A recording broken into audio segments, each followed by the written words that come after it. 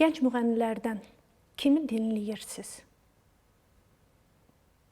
Vallahi gənc müğənniləri heç mən çoxsunu tanımıram.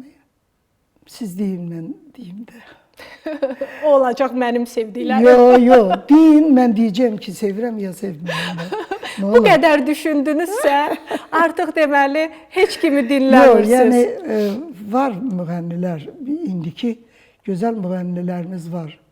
Məsələn, Mənsim İbrahimov, mən çox sevirəm onu. Məsum müəllim, bəli. Bəli, onun oxumaq Estradadan tərzini də kimi bəyənirəm. dinləyirsiniz? Oxumaq tərzini də bəyənirəm. Təyyar var. Bəli. Məsələn, gözəl müğənnidir. Sonra Estradadan kimi bəyənirsiniz? sonra Aygül xanım var. Hansı Aygül? Bayramova, bəli. Bəli, Şövkət xanımın stilində Bəli. oxumaq. Sonra Nəzakət Teymurova.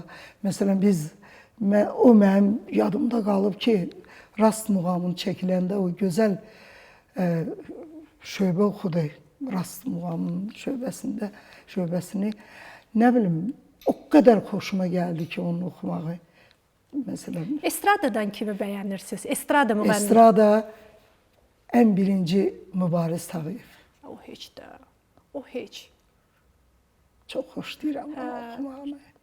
Mübariz, sonra bir sürü var, təmiz yadlarımdan çıxdı.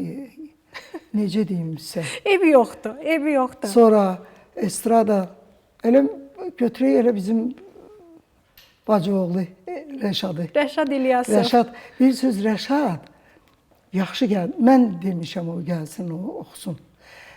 Kanunu da özü gizlin öyrənib birdən mənim qarşıma çıxdı. İnanırsınız, o gizlin öyrənib onu.